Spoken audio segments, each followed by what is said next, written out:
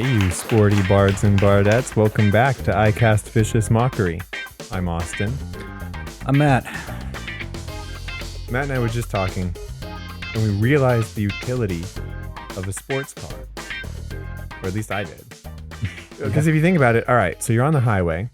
Mm-hmm. You're going like 60 to 70 miles per hour. Sure. If you're going somewhere that takes 2 hours to get to, your sports car can get there in 1 hour. It can. And it should. And okay.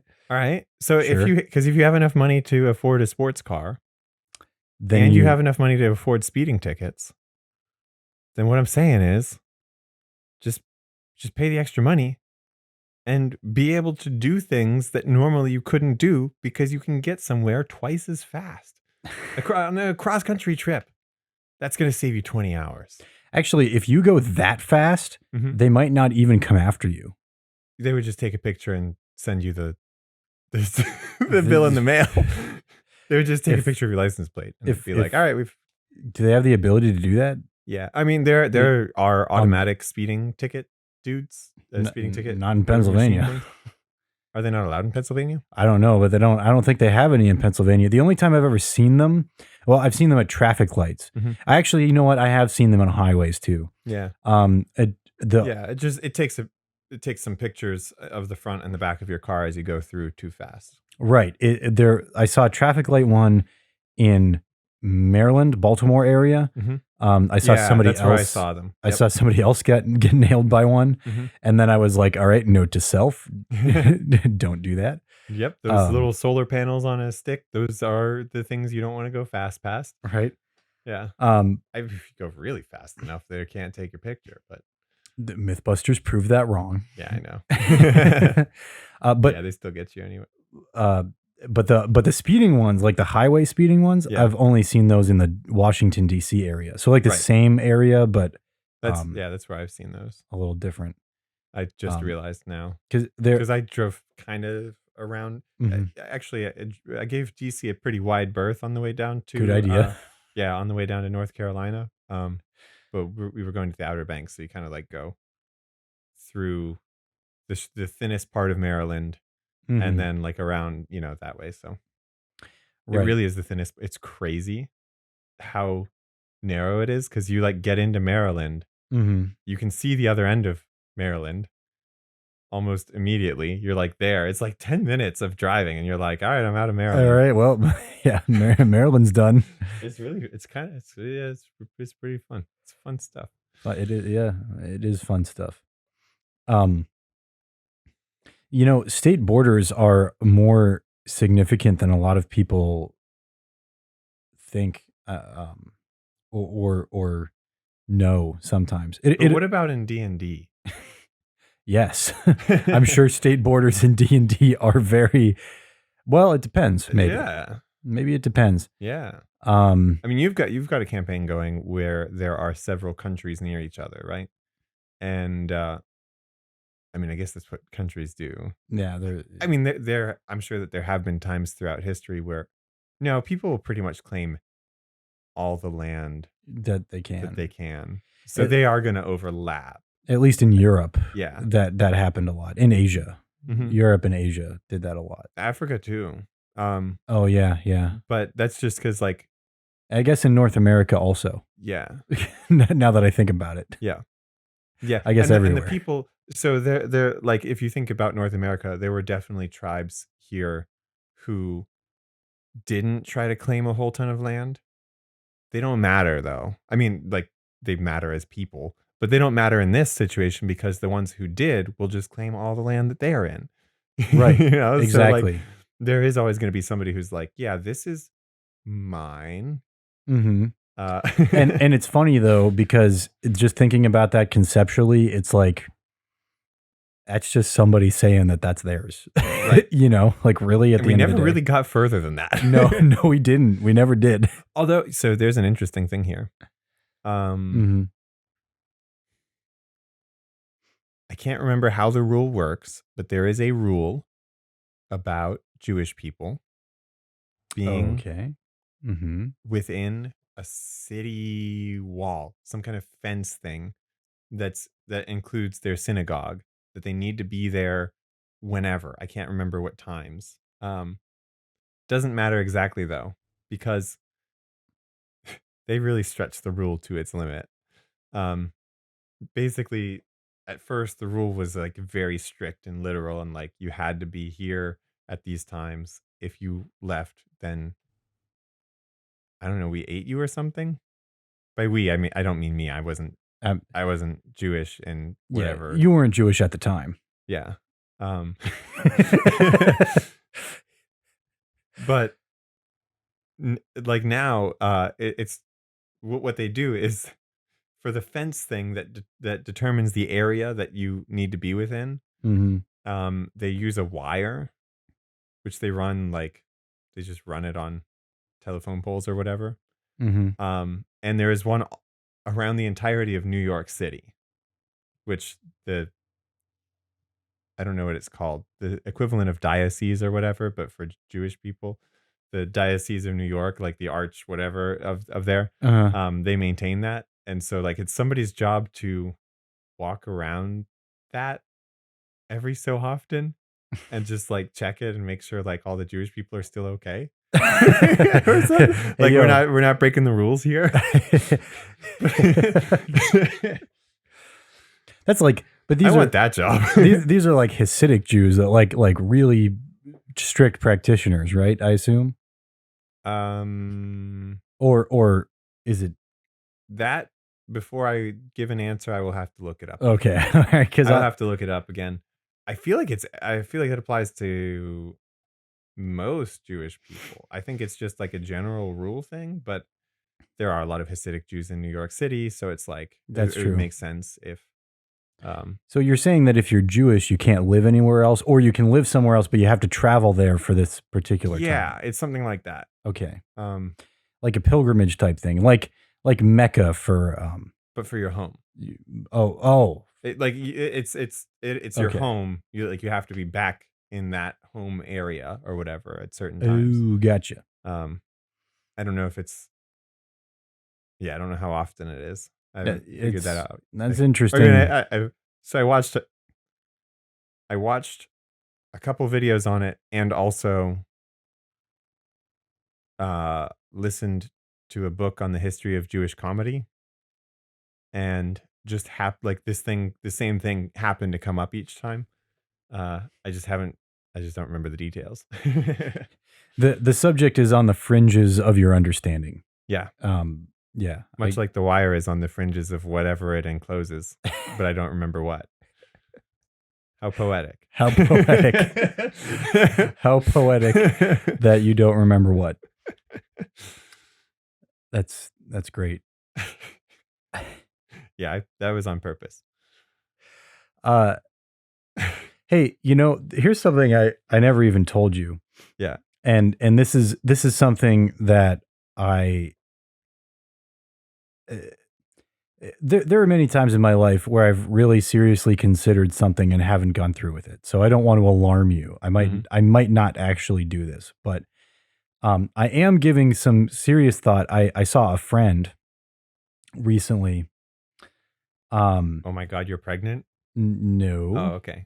Uh, and they were like, um, they live out of state, and they were sort of like, As do we all sometimes. I'm always out of state. Let me tell you. They told me, they were like, "Hey, you should. I know a place here where I live where I can get you a job and a place to live Dude. if you want to." And I said maybe, but I'm gonna go visit in like January, How February. far out I of think state? as far as you can get from here and still be in the United States, Guam? Hawaii. Oh, nice try. Wait, can I go? Does it? You want to work on a boat? Do I get to surf when I'm not on the boat? You live in Hawaii, so yeah. I would love to surf in Hawaii. Although I Yeah. guess stepping on the sea so I've only surfed in North Carolina. Mhm. There aren't very many obstacles there. Er, Sometimes there are sharks, oh, but exciting. pretty rare, and they're not they're not bull sharks or something that's like just gonna come up and eat you. They're like smaller sharks, like blackfin sharks or whatever that are like they're gonna come up and be like, "Hey, what's that? What's this all about? What are you up to here?" Mhm. Um, and then if you're okay, right? But there are definitely places where, like in Mexico, one of my surf instructors was like telling me about a time that they were out surfing. Everybody who was like just hanging out on the beach Mhm. was like, "Oh, get out of the water!" Because there were tiger sharks or something, Oh, jeez, and yeah. all the surfers were just like, "All right." They just hung out because the tiger sharks were between them and the shore. So Mm. like there was nothing they could do. You can't swim in. You can't swim out. So like you just surf over them. Yeah. I guess that's all you can do, I really. guess, yeah. Yeah, that makes sense. Just wait for them to go. Hope that if they go to attack somebody, it's just the next guy over. What? It's like the Um, equivalent of that joke where the guy where you're like, it I guess it's a more visual comedy, but it's a picture of like a snub-nosed pistol, like a really small mhm, caliber, like 20 caliber hand revolver. It's got like 3 or something like 3 like in the chamber or something like that. But it was like a review online where this guy was like, "Let me tell you, this is probably one of the best guns I ever owned. My buddy and I were out camping and we got attacked by a bear. And let me tell you, this guy did the trick. One, one shot right in his kneecap, and my friend couldn't run at all. While the bear was devouring, I got safely away." so tell me about this boat. What are you gonna be doing? I don't know. Hmm. I think I don't know what the job is. I really don't know what the job is. I wonder if it's like the flagship Niagara here, where like you just go out and you maintain the boat, you It work on it it for it's like a well, it's part of like the a year. it's not like a I'm pretty sure it's not I mean, like a it might be traditional a newer sail thing. Yeah. ship, yeah, but it's from what I understand, it's research slash conservation facility that does tours.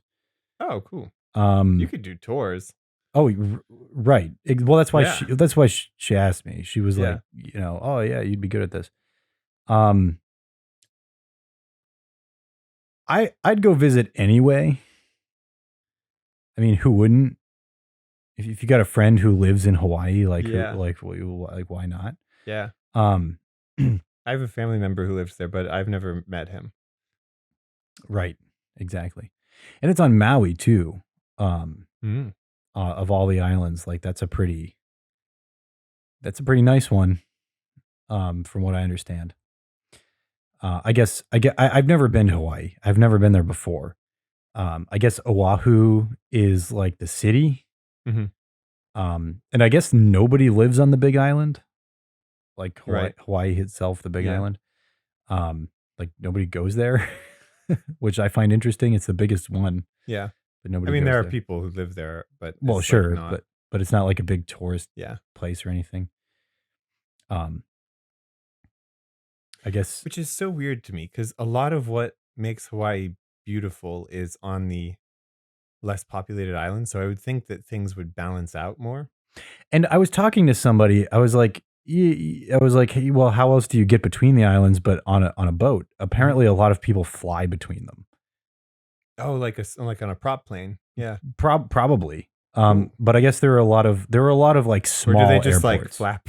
I just flew in from San Antonio and boy, are my arms tired. It's like, okay. Um, which would be faster. I mean, a boat would be very slow. Yeah. I don't know how far apart these islands are. I can't imagine it would take very long to. I mean, maybe a couple hours, but I can't imagine it would be Yeah. very long between them. I would feel like a couple hours seems right. I don't know though. Right. Well, I don't know exactly. I don't know. I have no indication of how long If it is a couple it hours, takes. usually on a boat that's going to take a couple hours. They have to have stuff for people to do or eat or stuff like that. Well, sure, yeah. So they probably, rather than dealing with that, I'd rather take a 30-minute plane ride. Right, exactly. I mean, I don't know if I'd rather take the plane. I'm just saying, like, most people would be like, we'll just take people on a plane. But the whole we'll just fly them. the reason I wanted to spur on this topic was just because I was thinking about it and I was like, man, I have to sell my car.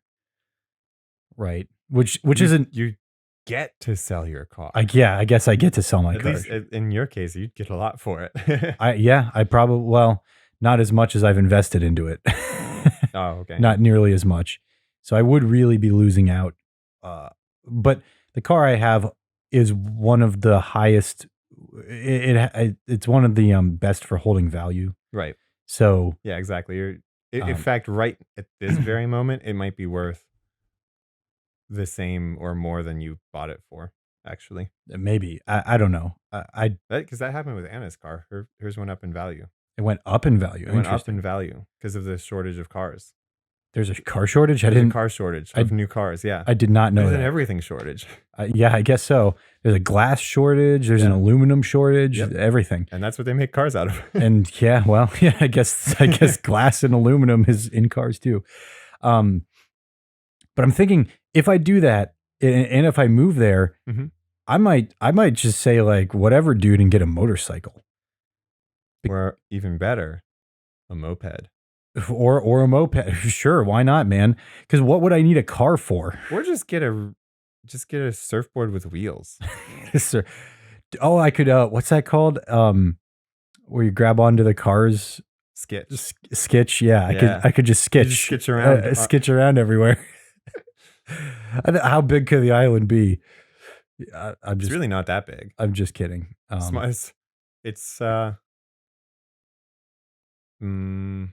It's only like how big is it? I'm trying to think. Because Maui is like the third biggest one, right? I don't know. Okay. I haven't done any research about it. You see, that's why I'm saying I don't know. You just got to go and feel it out. Right. Exactly. Well, that's why I want to take a trip. Exactly. I want to go there so that I can be like, though, even if I spend a week there, it would be a vacation, right? Right. I feel like you'd have to spend a week working to really know what it's like. That's true. Maybe I could do that. Maybe I could be like, hey, listen, just let me work here for like a little bit and just to know what it's like. Because I feel like living there and going on vacation there are very different things. Yeah. Anywhere. Like right. A lot of people go on vacation somewhere. I can't say a lot of people. There are people who go on vacation somewhere. They're like, this is the greatest. And then they try to move there. And then they're like, no, it's not great. It sucks living here. It's not as great as I thought. People come vacation here. And they're like, oh man, I love it here. You know, this is a great place to come get away from it all. Yeah. I don't know. Why'd you pick here? And I'm like, are you serious? You wanted to come here? But to get away from it all? It all is here, man. Man, it's all here, man. I don't know if you know that, but it's all here. I live in it all. Let me tell you. Anyway, I am aware that I will have to put a certain amount of, I will have to put a dampener on my excitement when I'm considering. That's a big move, man. That's pretty far away. That's about, like I said, that's about as far away as I could get and still be in the United States, technically. Unless you went to Guam. But is that a U.S. territory technically? Yeah. But dude, imagine. Oh my God. Puerto Rico? Like 4-hour flights to Japan? Oh yeah, because I think Hawaii is like only 4 hours to Japan. Oh yeah, it's more than halfway to Japan. I looked at it on a map. It's more than halfway. And it's a major tourist destination for Japanese people. Oh yeah. I could make a lot of Japanese friends. Exactly. Japanese and go to Japan and like do actual do fun stuff. Yeah. But there's a lot of good martial arts in Hawaii. In Hawaii, yeah. That's and I'm like, I brought that up to her too. I was like, man, there's a lot of good martial arts over there. A lot. There's even some cool like museums and stuff, like martial arts museums that I got to go to in my life. Well, if I move there, you want to come visit? Do you want to also move there? Yeah. Look, so You got the this issue is, whole life thing. yeah, Okay, yeah. that person Yeah. needs to be in the Eastern time zone for now. For now, yeah. Hmm. Um, and so I mean, so do I for my job, but nah, I could just not go. Nah, it's fine. I could just not go. It's fine. Anyway, Hmm. so that's something that is exciting and also a big consideration that I have right now. Another caveat, Yeah. um, we were both quite inebriated when she was talking to me about this. I am fairly certain she was serious about it Hmm. and really um but I don't know for sure. I Maybe the confidence of the offer might not have been as as well grounded as right. it would need to be. The intentions were completely Yes. sincere. Yeah. I believe that entirely. Hmm. Um right. Just it may not hold up to reality. Right. So well that's why exactly. That's why I want to go visit. I'm not so reckless that I would drop everything and just do it. Hmm. But and you know what? Under normal circumstances, I probably wouldn't even consider doing it at all. Right. Right? There is something about this place that I am in my life right now, and the fact that it is such a foreign place that is in the United States still. Hmm. Like I wouldn't move to a different country. I, Dude, you could learn pigeon. I'm just not sure. All right. Anyway, keep going. Um, but it's still in the United States Yeah. technically, so I wouldn't be It's very easy to move there. I mean, except for, oh, you have to sell all your stuff, but right. or whatever can't, get shipped over. Yeah. Which for you is I don't just your have car. I don't have a lot of stuff. Yeah. I really don't. Um, You have to buy like a new bed and stuff there, but yeah. I believe there isn't. Uh-oh, what if there's not an IKEA on Maui? What do you do then? Oh no. I'll Google it later. Okay. See if there's an IKEA on Maui. When I worked at Barnes & Noble, I was considering transferring to a Barnes & Noble in Honolulu. There you go. It paid the same. It was in a mall. Oh, I don't know if you would be able to live there if it paid the same. No, not well. There are some parts of Honolulu where, yeah, Oh, because okay. there's like some real ghetto parts. But Live in the slums. yeah, Yeah. I mean, I also don't want to die. That's a consideration too. Yeah. If I had a bag from Barnes and Noble, though, do you think people would kill me? Like if I walked home with, like would they be like, oh, he's in our or would they be like, oh, he likes books. All right, well, whatever. he can go. Not worth it. Yeah. He doesn't have any money. He's spending on that book. Yep. I'd be like, hey, this is my paycheck. But this is more valuable than the money that I would have gotten because number one, discount. Number two, knowledge. Knowledge is power. And they'd be like, hell yeah, I'll take that. Yeah, I'd man. be like, here you go. And then they'd be very grateful. And I would, and it would eventually be a movie. They'd make a movie about the guy who They pick a movie. lived in the ghetto and worked in a bookstore and turned the whole place around. So we have officially split the party. Right. We talked about this already, I think. Yeah. Okay. For your campaign For the Cataclysmic Rift, which is about, have we heard about the Cataclysmic Rift yet? We don't know about it yet, do we?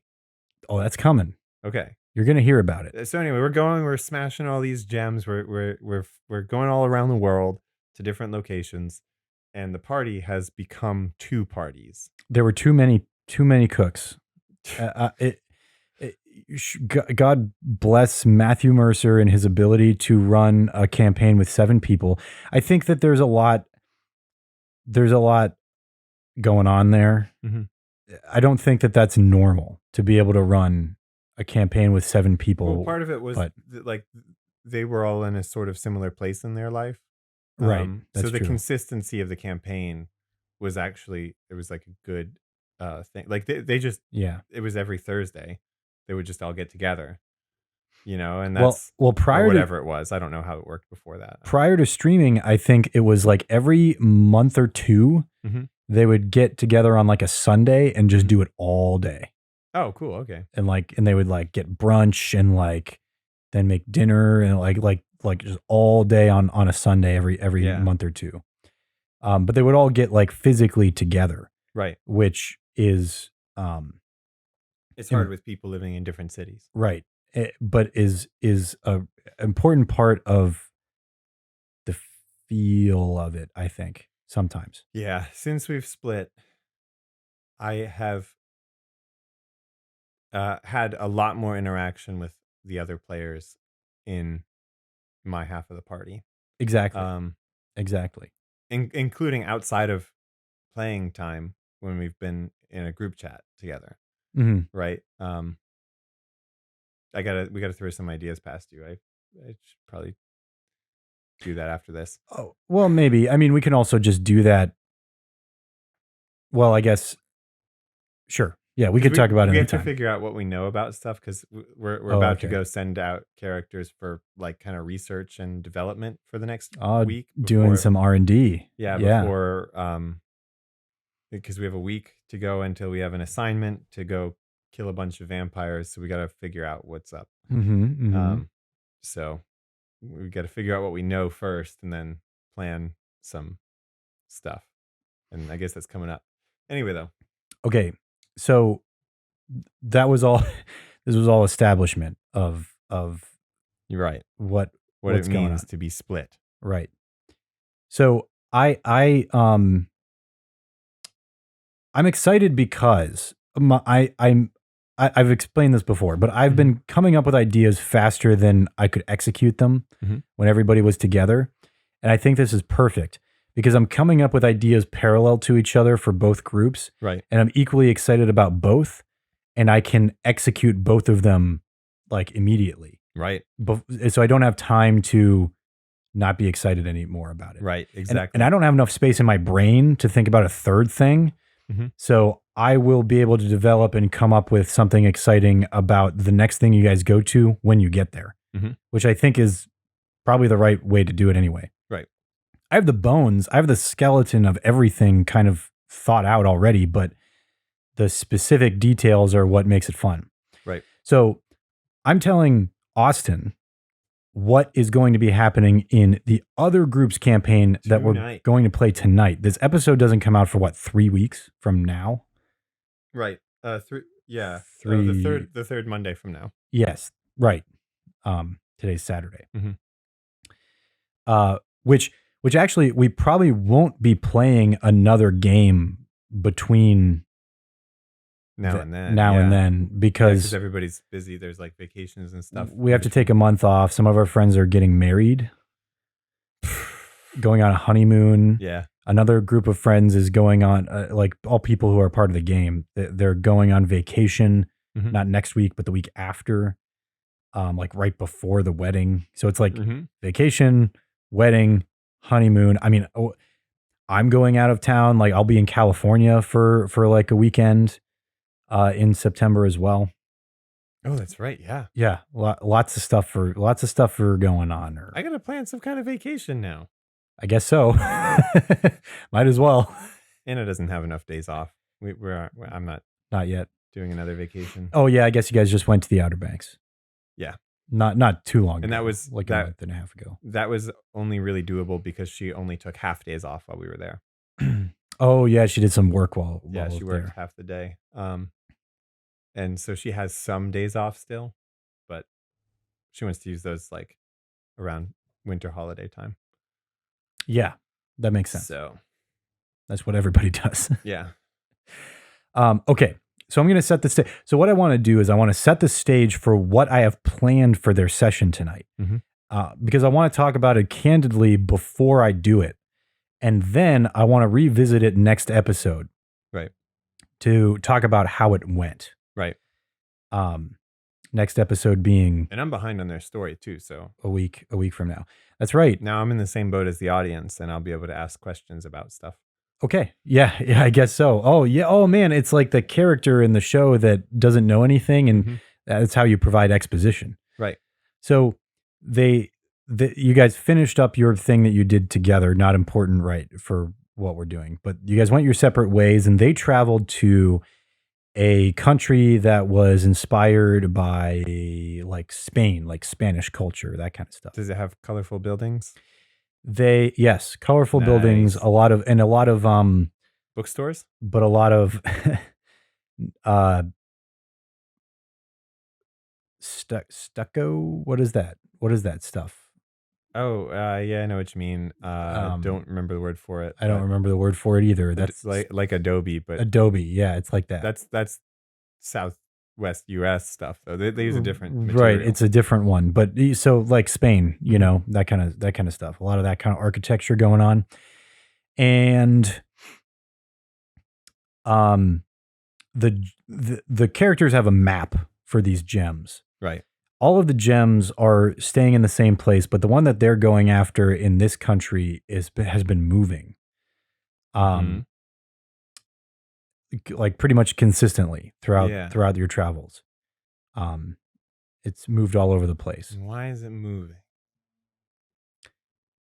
Now, this might be spoilers for them, uh, but I don't know if they've put two and two together or not. But when they arrived in this country, they heard that there's been this mysterious mist that envelops a city, Mhm. and then like overnight, one night, it just comes over the city.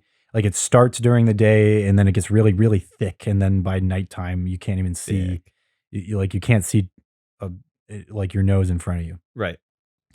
Um, and then the next day, there are some children missing. Oh. And then it happens to the next city. Mhm. And word spreads, and people start to try to stay up all night when it happens, but they invariably fall asleep Mhm. no matter what they try to do. And when they wake up the next day, some people in the city, it's not all the children, but some people in the city, some of their children are missing. Hmm. Um, and they sort of questioned about it, and they again may or may not have come to this conclusion yet, but the pattern of which cities have been hit at what times does match where the gem has been Mhm. at those same times. Right. So currently, they're in a city where it's daytime and the mist has started to accumulate. Mhm. They've met some characters that they know from previous experience. Kassar and Ander. Kassar is the Goliath guy, the leader of that Mhm. one group. Yeah, he's the foil to our party because he's a big, strong, tough guy who leads his own adventuring party, and we have 0 big, strong, tough guys. Well, Marty's close. Marty, He's not a big no, he's a big, strong, soft guy. He is like Marty's foil. He's a big, strong, tough guy instead. Um, um, and I gave and Anders is he the dragon born type looking dude? yes, So he looks like a dragon. yep, blue. Mhm. Looks like a dragon. By the way, my campaign doesn't have any dragons. Right. It's just dungeons. So what's going on with that guy? Why is there a dragon in here? Don't worry about it. Anyway, so they meet up. There's a third thing, but not important. So the mist is coming. They're currently taking a short rest and waiting for nighttime to come so that they can deal with whatever threat comes in. You Mhm. know, they're taking the defensive position. Mhm. So originally, my plan was the mist has an arcane nature to it. It makes people fall asleep. Right. So my original plan, or like from the beginning, was to do it sort of like the spell sleep, but kicked up a notch, Mhm. like kicked up a couple notches, like really strong, so that um the way that sleep works is that you roll a certain number of dice, and if it exceeds a character's like current hit Yeah. points, then they fall asleep. Right. Right. So I was going to do it like that, but then I was like, okay, but I don't really like And all that. their characters sleep. Yes, exactly. Well, right, because I'd actually planned all of these things for Yeah. everybody to be there. Right. So I thought I was like, oh, cool. Like, they have Kinzoku, who's a Who's a warforged warforged. and doesn't sleep. Yeah. So, and wouldn't be affected by something like this at all. Right. So like, So he'd just be awake no matter what. right. So they would have somebody who could like Definitely confirm kind of what's going on. and or try to wake them up or something, because you can wake somebody up from the sleep spell. Like it's actually not that hard. Mm-hmm. But especially for a monk, because they get a lot of attacks in one turn. That's true. So there was that, and so I didn't want to do it like that anymore. So I thought, okay, definitely I want them to roll a die of some kind. So I thought, okay, maybe something where there's a DC and I want to make it pretty high. So, but I want there to be a chance that somebody doesn't fall asleep. But then I didn't like that either. Right. So, but because then they fall asleep. Like some people fall asleep, and then one person's awake, and they just wake everybody up. That's boring and not interesting at all. Because I was going to have an encounter happen at the same time. I was going to do this thing where it's like a bunch of displacer beasts show up, and some of the party is asleep. Oh, and explain a displacer beast. A displacer beast is a challenge rating 3 creature, so pretty hefty. That with the number of people that they have, I think 4 is pretty reasonable. What do they do? So they have the ability where they like sort of project an image of themselves. So if there are 4 displacer beasts, it would look like there are 8, because they sort of like mirror themselves. It's sort of like the spell mirror image, kind of, which makes it harder to hit them because you have a chance to hit their illusory doppelganger thing. Yeah. Do they take up the same space? Is that what it is? Like with mirror image or other things like that? I think so. I think it's the same. It's not like a separate entity. Right, exactly. Okay, so displacer beasts come to attack them. So then I was thinking, oh man, so they have to do this thing where they have to, like, characters have to, like, whoever's awake still has to decide between, do I take a turn to wake somebody up, or do I take a turn to do damage? There's that dynamic there. And then when everybody's awake, then it's more of a fair fight. Right. But I didn't like that either, because the other thing I want to do with this encounter is I want to introduce a new character by having that character, quote unquote, save them. Like come in and like somebody who's used to this sort of thing, knows what to do, comes in and rescues the party. Right. But the way that the way that encounter was set up, I thought that's the opposite of what I want to do. What I really want to do is have everybody start out perfectly normal. And at the end of everybody's turn, every time they roll to see if they can stave off the sleep. And if they succeed, nothing happens, because this is a pervasive thing. The mist is there. They're there. They're breathing it in. Like technically Marty could hold his breath if he thought to do it. But he's the only one who has any ability that lets him hold his breath for a long time. Yeah, exactly. And if you think of it, here's the thing to be aware of, because I think other people will be like, my character's going to hold their breath, not an act at the same time, though, right? Like if you're doing an action and a bonus action each turn or stuff like that, that's a constitution. That's a constitution saving throw, right? To be able to hold your breath to be able to do turn. that. There are actually rules in that in the DMG. Exactly. Yep. So I considered that too. And progressively the DC might even get higher the longer that they fight. It Um, doesn't it actually just because of how things work statistically. Oh, the DC for the sleep. yes, for the Okay, yeah, sleep. yeah. That makes sense. Right. Is that a dog? Basket busted her way in the room. Basket, get out of my studio. She's coming up here. Basket, get out of my studio. Basket, you're in my studio. Do you want me to get her out? No, It's fine. Okay. She could just do whatever she's doing there. Sorry, Basket. Do you want to? Okay. You Oh, want I to be guess on she's in camera? the show now. She wants to be on camera. Okay. So, but Basket, I'm in the middle of something. Okay. Oh, don't whine, please. Okay. Right. So yes, so the DC of the sleep might get higher, but so if they fail it once, then I don't want it to just be asleep. I want to build some tension here. So if they fail it once, they will be affected like how they would with the slow spell, which by the way is pretty terrible. So if you're affected by the slow spell, you can only take an action or a bonus action, not both. Your half movement speed, and if you have multiple attacks, you can only do one.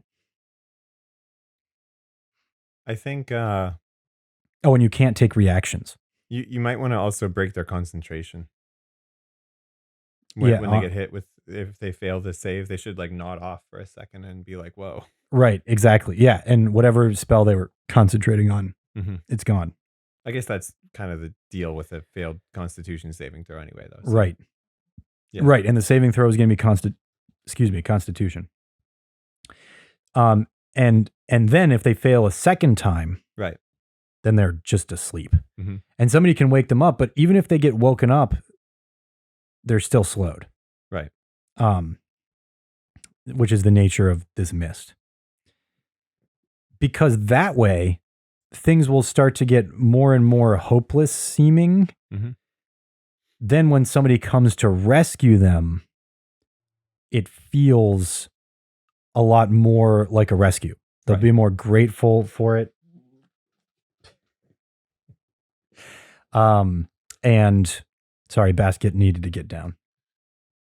Or she wanted to get down. Okay, she's going to sleep now. What are your thoughts so far? So far, oh shoot. So it sounds like it's gonna go kind of like, I have to show you on here because I don't want to say it out loud because that is like just saying the name of the movie now is spoilers at this point. Okay. So it sounds like it's gonna be like that. Okay. So I have seen this movie. Yeah. It's the one. Oh. That one. Yeah. Okay. I see what you're saying. That's a big compliment. If you think it'll go like that. Look, I can only hope so. Yeah. So here's the extra cool thing. Yeah. So this is the character that's going to show up and save them is somebody from another character's backstory. And I hope that I get to reveal that. Oh. In the moment. I know.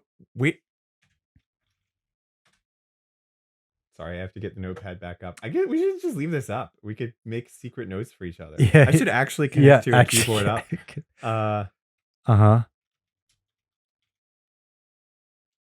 No. Okay. Because I know something about them now. Because somebody gave away a little bit. But not very much. Like, don't worry. Okay, got it. But just because I had guessed kind of what their deal would be. Oh. I thought that character was going to be an anti-us. Like they were called away at the same time for the opposite reason. Oh, like stop these people from doing this? Oh, interesting. Or even just like you've been awakened to your true purpose, which is you're bad. Oh, okay. Assuming we're good. Right. Who knows? I don't know, and my character does not care necessarily. Okay. Cool. He thinks he's good, and that's all that really matters. Right. I think that is lawful.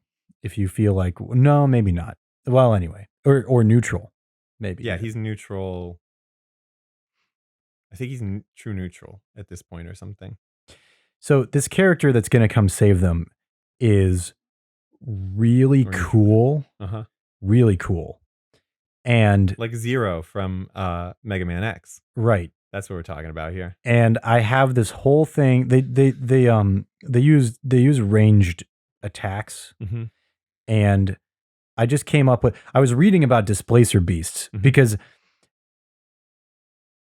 I can't tell you why, but there was a reason that I picked displacer beasts, and um, I read that blink dogs were bred to hunt displacer beasts Right. because they like went wild or whatever, and they're like were terrorizing some places. Mhm. So I was like, this person's got a blink dog that fights with them, Yeah. 100%, Yeah. which I think is the coolest thing. So like Like the Superman and Crypto. yeah, the blink dog is gonna like grapple onto the displacer beast. He's gonna like find the Or real like, one. who's it? Halle Berry and John Wick 3.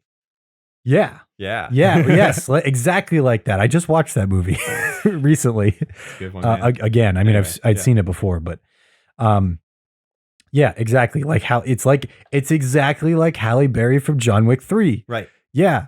So the blink dog finds the real displacer beast, grabs onto it, and then there's like whoopsh, and advantage because of grappled. Well, no, I guess you don't.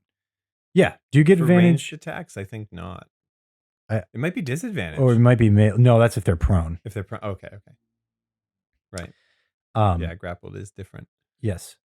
Uh, But regardless, it at least won't be disadvantage anymore mhm. because Because of the they'll two images. they'll know where the see real that one they just is. have to shoot next to the dog. Right.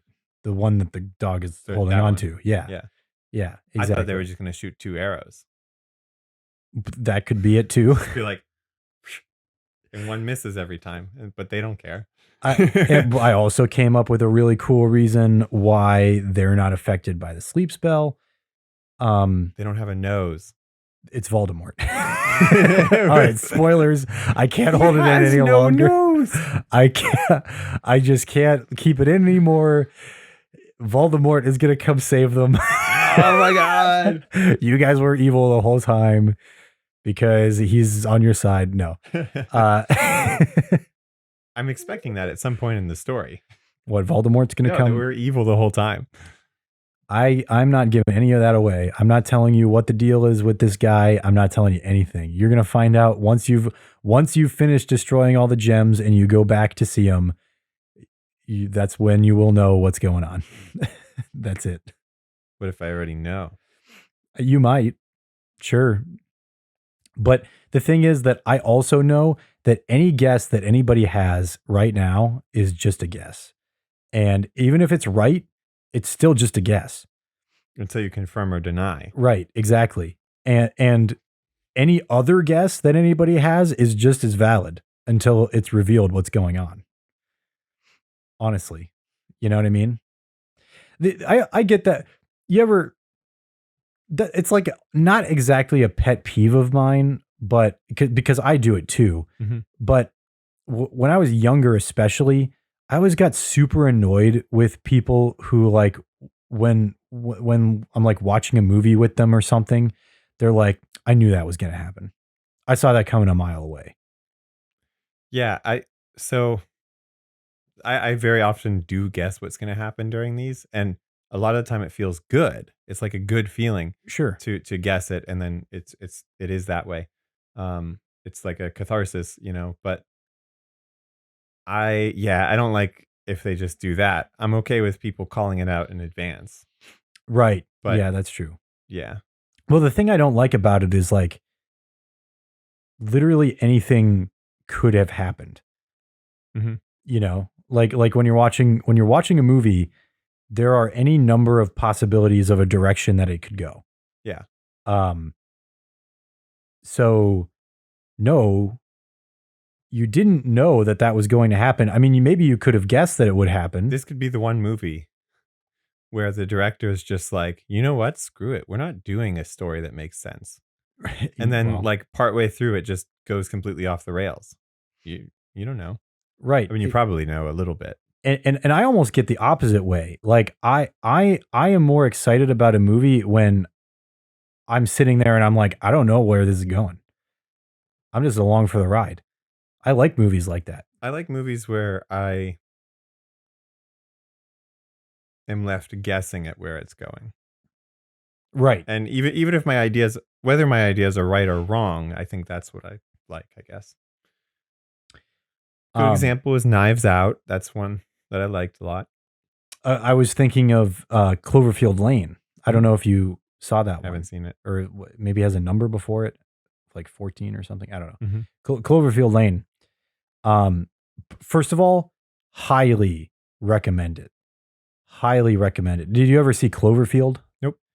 Um, Not the only thing that's necessary to know about Cloverfield going into Cloverfield Lane is just that there was a monster that attacked a city. That's it. That's all you need to know.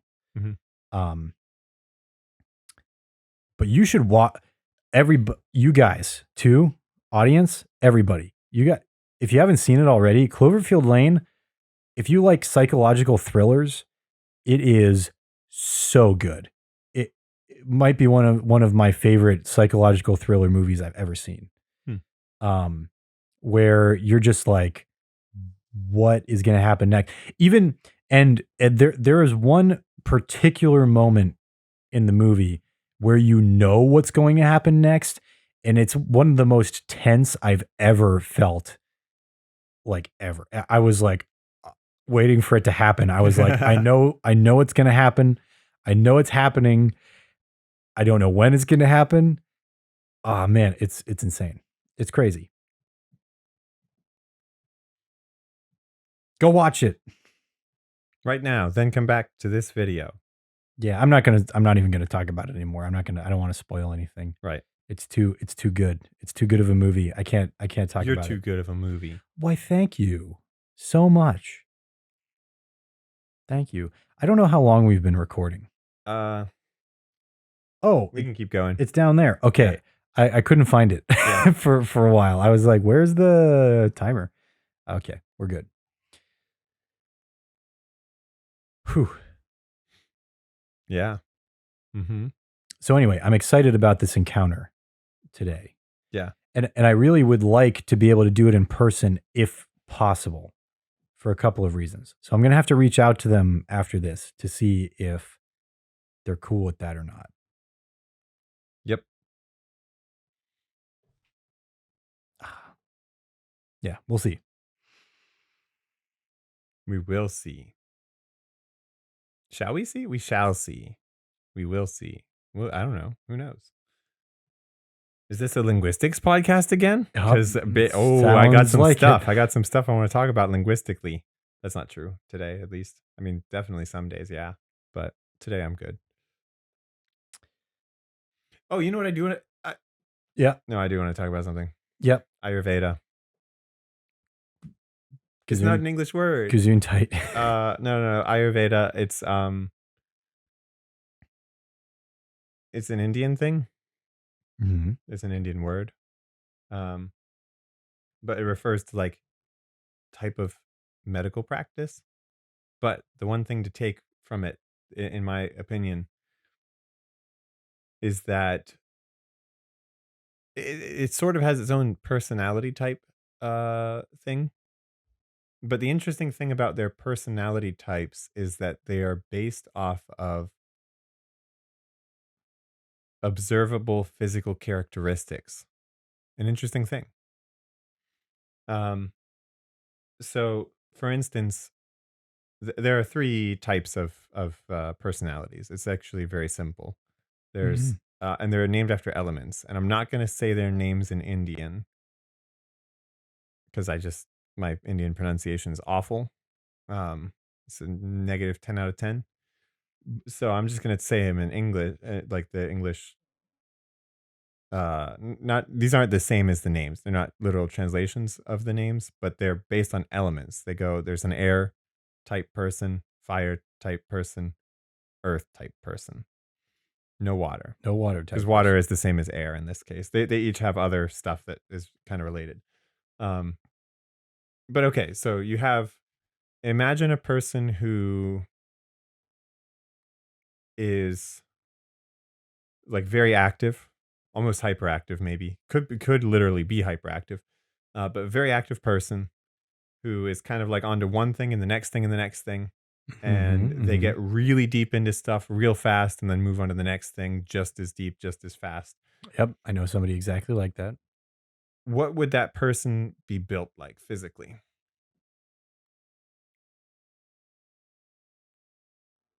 Do you really want me to answer that? Because I can literally only think of the person that I know who's just like this. Okay, yeah, literally answer it. Okay. Uh, Tall, thin, lanky. That's what they say. Yes, Oh, they really? would be tall, thin, lanky. They're prone to certain diseases of like psychological things, but also certain like physical ailments. And if you're thinking of me, I do think I fit this type most closely. One of the things that is part of the type is Mhm. crooked teeth. Apparently, Oh, huh. it's just but it's interesting because what they've done is they've sort of been like, all right, well, these people tend to get these types of disease. These people get these types. It's like a different approach from diseases than the Western approach, which is this virus causes this disease. This virus causes this disease. It Mhm. takes into account like each person's like genomic makeup, right? Of like, how does your body contribute to this disease? Very interesting with something like COVID going around because people do react to it surprisingly differently, right? Right. Like hugely different. Um, and the difference is their body, clearly. So there is something to that. Um, I'll go over the other two types next. So the next one's the fire type, and it most closely resembles somebody who you'd see as like who we would see as motivated, right? Like Mhm. they're the kind of person who will climb up the career ladder because they do a job, they do it really well, they focus hard on one thing, and they do it for, however long it takes to get to the next level and the next level. Um, we'll go to the next type 2, and then I'll come back and give a better analogy. So, and I'll steal the analogy from somebody else. Uh, so the next Perfect. type is Earth, and they are sort of slow, um, to change interests and things like that. They'll stick to one thing for 10 years, 20 years. They're the kind of person who will they're the kind of person who at the end of their life will donate, $4 million to a library. Some woman did this. I think it was a library. Um, Even though she made like minimum wage her entire life, but she just like saved up all of this money and invested all of this money in it. And at the end of her life, she was like, "All right, here you go, $4 million." It was in her will that like she gave it to the library or something near her. Um, and that's the kind of earth type person. So it's like this. Mhm. Okay, I'll have to say the names in Indian. Vata, the wind type. They're the kind of person who will like plant 50 trees. They'll just go around like boom, boom, tree, tree, tree, and the trees will grow, and the fruits come off the trees. Fruits come off the trees. Then you've got pitta, pitta. There's like an H. There's like it's anyway pitta. Um, I can't do the double T sound in Indian because it's like a THT sound in English. It's a linguistics podcast. Just get used to it. Just get used to it. All right, so We're in it. they would grow a tree, and they would get like once it starts producing fruit, they would optimize the fruit production and move on to the next tree, or not really maybe optimize it, but they'd like get the tree growing, produce fruit, next tree, produce fruit, next tree, produce. Then the earth type would, uh, which actually I don't even remember the word for that one. I feel like that one applies least to me because Mhm. everybody's really like a kind of a balance of them, but like it all fits. They would be the type of person to, grow one tree and take care of it so much that it produces more fruit than any other tree over the long run, any other individual tree. So those are the types. The All right, think of the fire type. What would that person be built like? Probably strong, Hmm. like They'd be like a medium build, but like the yeah, natural muscle and stuff. right. They're actually more prone to balding, it turns out. Oh, Um, interesting. yeah, Vot does have hair. The air type, wind type, have hair like mine. Kind of crazy and stuff. This is all part. I don't know how. Like now, some of it is not like accurate, right? Like some of it Mhm. is just like, oh, it's a coincidence or whatever. But the idea of your personality being affected by your genetic background, I mean, that makes sense. Yeah. There is going to Mhm. be a component of that in your life, and I think it's a cool. Oh, by the way, what would the last type look like? How would they be built? First of all, Probably like a they'd probably look normal.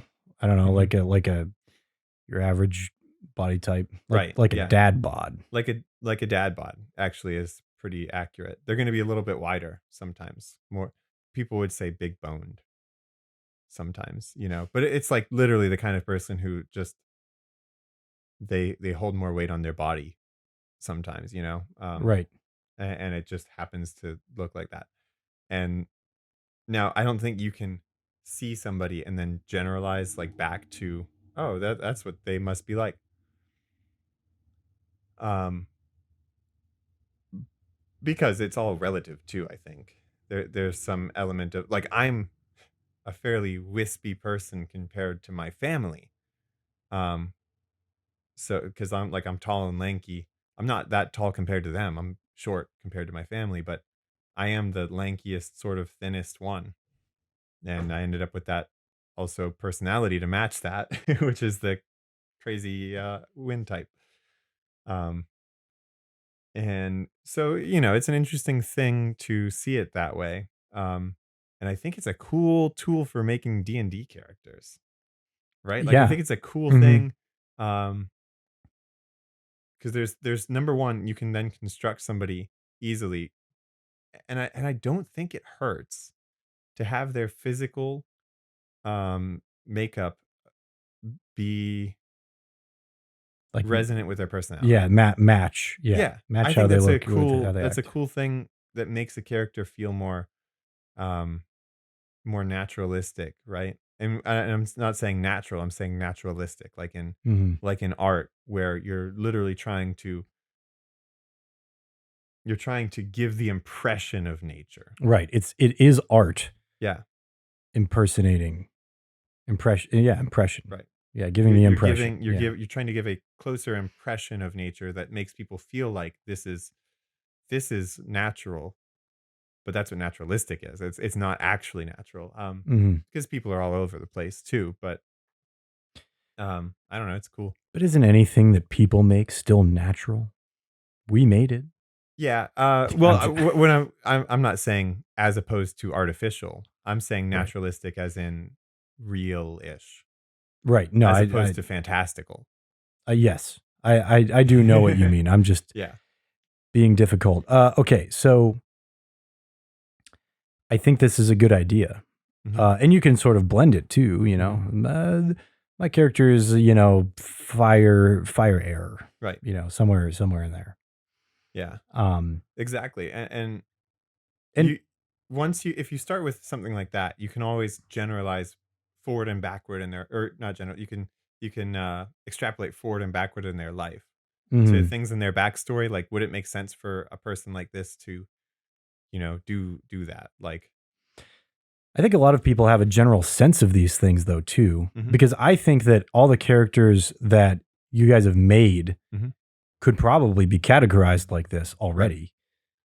And I think that categorizing them in this way might even bring insight into the character a little bit more mhm, and help inform their decisions mhm, moving forward. You know what I mean? right. Like my character Liam is fire and earth. Like that's where he is most, Yes. which is He's lava, yeah, way up there. yeah. Which is funny that he's like opposite of me. And before hearing about this stuff, I had always worried that like I'm not enough fire type, Yeah. right? Because that's like the main. That's what most people are like trying to be. Yes. in the success field. Right. Yeah. People seem to have this ideal that is the best thing, and Right. everybody should do that. Right. But no, I don't know. I mean, in this conversation, I guess I'm right now, as we're speaking about it, Mhm. I don't think I agree with that. No, I don't. The I don't think everybody should be the right. fire type. Right. Yeah. Like I don't. I just don't think that makes sense. Yeah. It's like not if it's your weakness, if you're like up here on wind and you're up here on earth, Hmm. and there are people who are like that. That would be somebody who sort of it's an interesting one. They would like structure.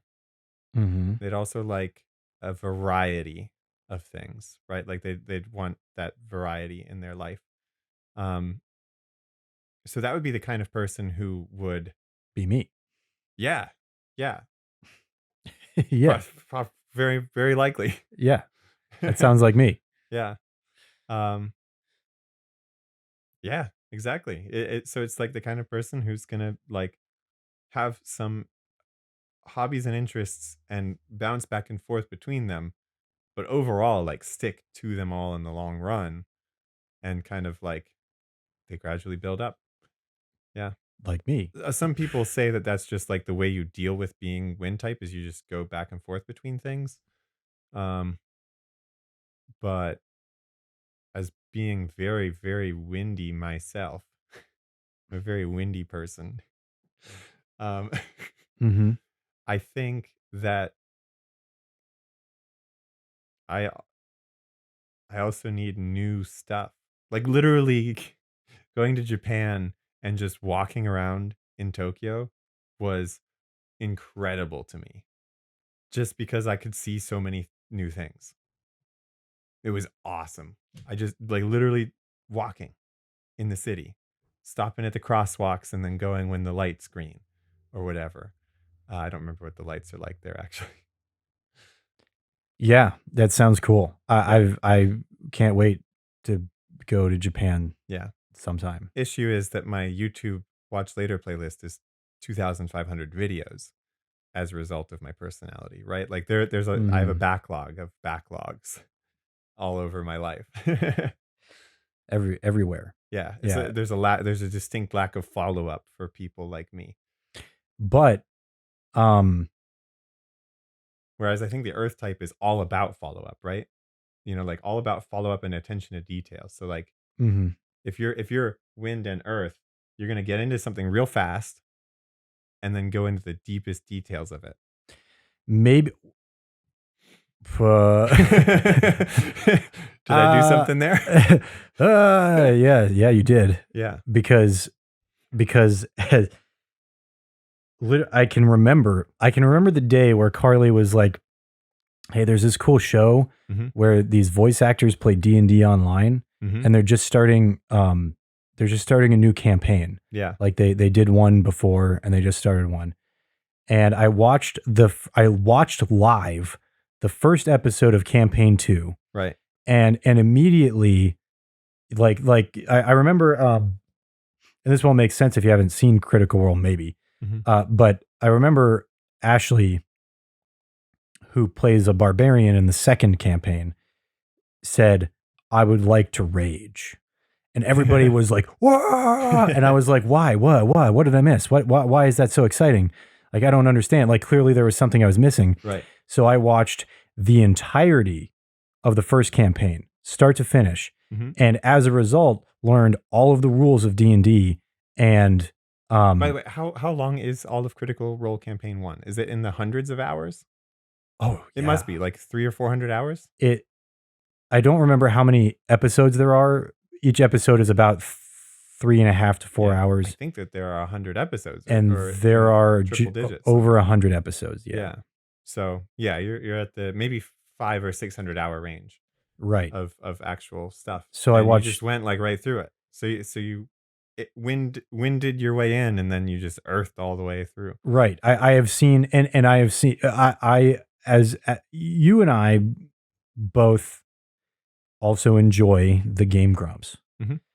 I have seen every episode that they have ever released Mhm. as well. Right. It's the same thing. I haven't, but that's just because 'cause I'm always behind.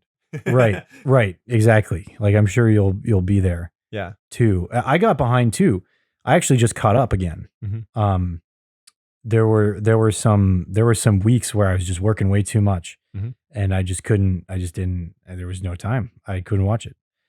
Um it was easier when they did 10-minute episodes. Now they do 30-minute episodes every day. It's That's it's tougher. it's a lot it's harder, but I've been able to do it. I've also seen every single episode of campaign 2 of Critical Role, Mhm. which was the same amount, but that one was easier because I was able to keep up with it. Right. Once I got through all of campaign 1, I think they were on episode like 30 or 40 like range Yeah. for campaign 2, and I was able to catch up to that pretty easily, and it didn't take too long before I was watching weekly. Right. Um and I like I like that. Right. I take a couple I get into a thing and then I clean it out. Mhm. I just get through all of it. And that's how I like to do it. That's how I like to do it. Here's a quick note about the medical stuff which I've said today, Yes. about the personality things, Mhm. because people use that as medical stuff, right? Right. Um, Number 1, I'm not a doctor, and I don't play one on the internet. Uh, so, like, Yeah. you can't be like, "Hey, I watched this episode and it changed my life." Because it didn't. Your life is still the same. It's the same. But number 2, um, there hasn't, to my knowledge, been a lot of scientific study on this. There has been some, and there have been correlations found. There will be correlations found in the future because statistically, there is something like the Ayurveda model, which is correct. Mhm. And by that, I mean humans will fall into statistical groups, Right. right? Like Right. there are going to be, based on your, you know, based on your genomic background, there are going to be people who fall into this category. There are going to be people who fall into this one. There are going to be people who fall into this one. So Ayurveda may have some details wrong, but if you look at enough charts, eventually you're going to see a couple of bumps where people fall into groups. In psychology, that's like where the big five personality analysis comes from. Mhm. They like figured out how people answer questions about their personality and found that there are five major factors that kind of play into it statistically, just from seeing people's previous answers. Um, so I think that the validity of it is interesting at a large scale, right? Like if you just look at general population, you will find that people follow those trends overall. What you will find also is that each individual is an individual. Right. So they're going to deviate. No, nobody is average. Um, Mhm. the more the more things you measure and try to determine, like the more things you measure, the less chance there is of somebody being average on all of them. To the point where I think at 3 or 4, it's almost 0 for any things that you measure. Almost 0 chance. It's like 8 or 9 sigma or something at 4 things that you measure, that anybody's like average on all 4. Even if you look at something like hand size, okay? Mhm. So if you took the size of the palm, Yep. the size of the fingers, Mhm. the the length of the fingers, Mhm. the like thickness of the fingers, like ring size basically. Yep. Um and actually that would be enough. Suddenly, if you averaged out everybody in the world, you would find a pair of hands, the average hands, that not a single human has. Nobody has those. Because Uh-huh. because we're not like we don't people don't tend toward the average. Like my hands, the way that they're built, Mhm. is all influenced by the other parts of my hands, right? Like the size of my palm is huge compared to my fingers because like that's what I'm predisposed to, right? Like You're right. um there are going to be people who fit into my hand type then. Like there's a genetic component to it where there are people who have huge palms and short fingers. But they're not like short, but they're short compared to my palms, which are like if I do this, you can see it. You can see Right. that my palms are gigantic compared to my fingers. And I Uh, guess I guess my fingers are kind of long for my palm. yeah, yeah, we're like exactly opposite. Yeah. Huh, look at that. Yeah, and it's gonna be like that for all sorts of things. So what you can find is that there are going to be groupings of people who experience similar issues, people who, that sort of thing, because like that's just how statistics and genetics work. That's how statistics works, man. Yeah. Uh, Yeah. I see where you're coming from. Yeah, right. nobody is average. Hmm. I always thought Oh, and that has been proven, by the way. Like right, like that one has been rigorously proven. right. Um, actually, the military was trying to make a uniform for like for people for pilots or something. Yeah, fighter pilots needed uniforms. They were individually fitting them, but that was expensive. So they decided, hey, we're gonna go for like something that just fits everybody. So they went for the average one, but it needs to be like a pretty tight uniform, or blood all flows to your legs and you pass out, which is not good when you're going as fast as a fighter pilot goes, maybe 80, 90 miles per hour. Crazy. Maybe Yeah. maybe 80, 90 miles per hour. In kilometers, that's like, I don't know, 11 to 12 dozen or something. I don't know how kilometers work. Those are weird. But I what they found was like they can't do that. If they make a uniform for the average person, nobody will fit in it. So what they did was they allowed for like 5% around the average, and then almost everybody could fit.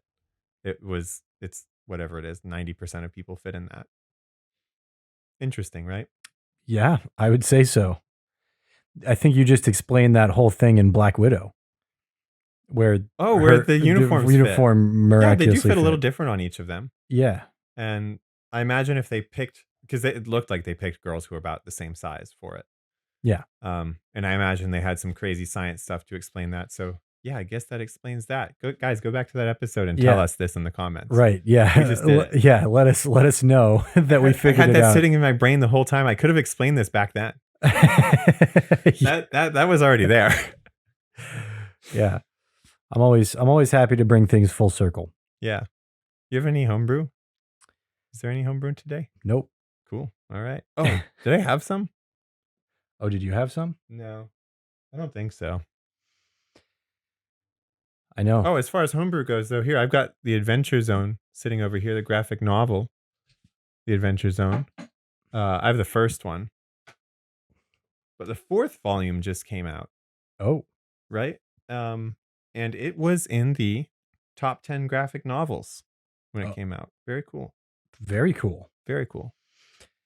Them McElroys. Yeah. Them Those McElroys. McElroys. Yeah, those guys. They're doing some Those good stuff. mackerel wains. Mackerel Waynes. Yeah. That's a reference to it. I'll find it. It's the ProZD video where he talks about it, where he reads the names of the baseball players in the video game. Oh, in that You know the one? Japanese video Yeah. game, yeah, I know exactly what you're talking about. Well, I haven't seen the pro. Mackerel Wayne. Maybe I have seen the Pro ZD Yeah. version of that. I like I him. think it's the only version. I think if you've seen a video of it, it was him. I don't. Well, I don't remember. I don't know about a video. I just remember seeing the image of. Okay, well then you got to check it out. You got to check it out, guys. Check out the Pro ZD. Pro ZD. He's a pretty small YouTuber. Yeah, you guys we'll give may him. never have heard of this one. We'll throw some people his way. Yeah. Well, guys, we'll see you next time. And we'll find out how this session goes today. Yeah, I guess. Yeah, next Be time we'll reporting talk in. about Yeah. how it went, if Yeah. it went anywhere according to plan. I cannot imagine their reaction to this character going anything like how you'd expect. The reaction to the person coming to rescue them? Mm-hmm. I don't know. Well, they're a very untrustworthy bunch, which is why I want somebody to Wait, come. do you mean untrustworthy or untrusting? Untrusting. Okay. They're an untrusting bunch. So, I don't know if they'll warm up to this person even after they save them. Mm-hmm. But yeah, well, who knows? Yeah. I mean, they might suspect that the whole thing was staged, but and actually, I don't know if it was or not. Maybe it was. Yeah. I don't know. Well, would it feel staged? Because it is staged in the sense that That you staged I it. am staging it. Yeah, exactly. I mean, You did it. You did create the encounter. I did. I It mean, is all artificial. but I've staged everything that's happened so far, pretty much, Mm-hmm. more or less. That's interesting. Maybe we'll talk about that next time. Yeah. Peace. Pea soup. Peace. Pea soup.